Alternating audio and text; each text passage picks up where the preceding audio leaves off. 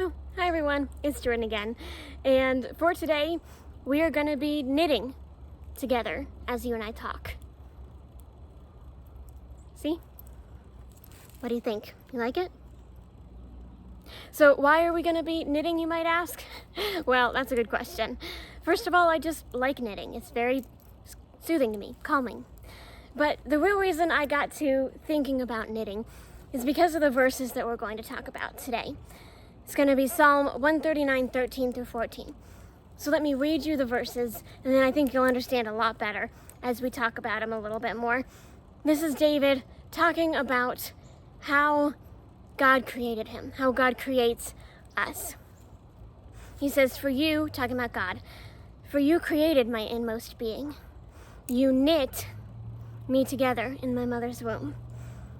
I praise you because I am fearfully and wonderfully made.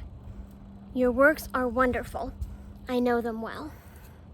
So what was David talking about here in this psalm when he says that we are knit together? What does that mean that God knits us together? How can something like this little knitting process relate to the way God makes us? And what was that supposed to mean? Well, as I'm working on this little tiny project of my own, I thought of a couple ideas of how this can relate. First of all, this is a very intentional process, right? It's very, very deliberate. And that's actually where the word fearfully comes from and what comes in and what that means. It's hard because a lot of us, I think probably all of us, immediately see the word fearfully and we think, what? With fear, afraid, right? Like God was almost scared when he made us. But that's not what this is supposed to mean. It's supposed to mean very intentionally done.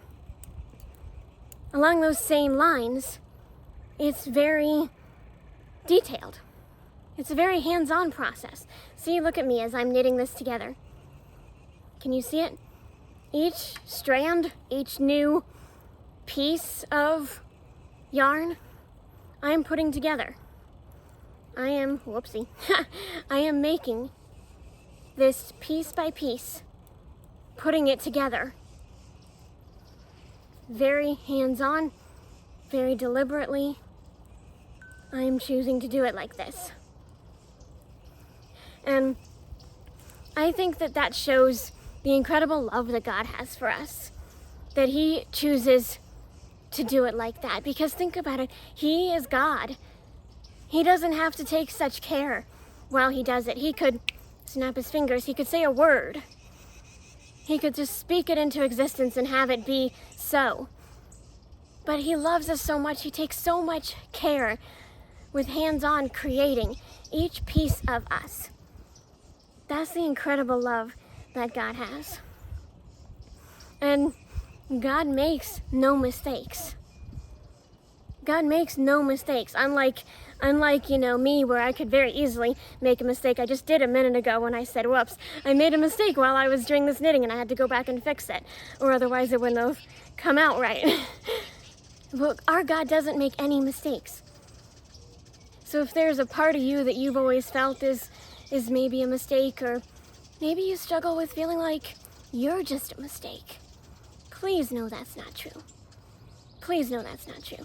The God who created you can't make a mistake. He is perfect. 2 different times the word wonderful is used in this psalm by David. Fearfully and wonderfully made. A little bit further down, he says, your works are wonderful.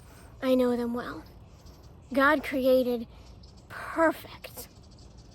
He is perfect. He created you perfectly because he makes no mistakes. He created you exactly the way that he had in mind to create you. Isn't that beautiful? And the final part is that, we've talked about this before, the Creator names and labels his creation. So when I get finished with this, I get to decide what it is. Now, unlike God, I have no idea exactly what it's gonna be. Could be a scarf, could be a bracelet. I've made a couple of those. Could be, I can't think of anything else. But if I think of something else along the way that I would rather it be, I'll name it that. Because I'm creating it, so I'm deciding what it's gonna be. I'm deciding the label it gets because I'm the creator of it. In the same way your creator God should be. What labels you? How many false labels has the world put on you? How many false labels have you put on yourself? Let God label you. Well, what does God label you? Well, he labels you child of God. He labels you his precious child.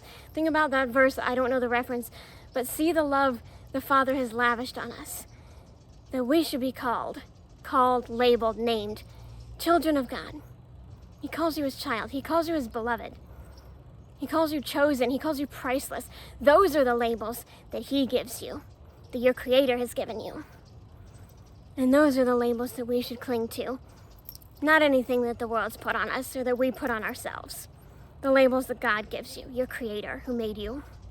I want to end with 2 quotes that I thought were very beautiful and applicable to what we're talking about today. The first one is, God never looked at you and wished that you were someone else. God never looked at you and wished you were someone else. Man, is that powerful or what? Why is that? Because God created you. He created you intentionally, fearfully, wonderfully, deliberately, intentionally, beautifully, perfectly. He created you. You are his child.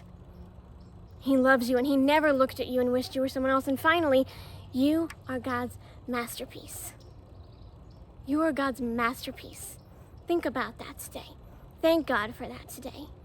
The incredible creation that you are by the incredible creator who chose to create you today. I hope that encouraged you. I have to get back to knitting. I have to make this into something. So if you'll excuse me, I have to go. God is good all the time. I love you guys.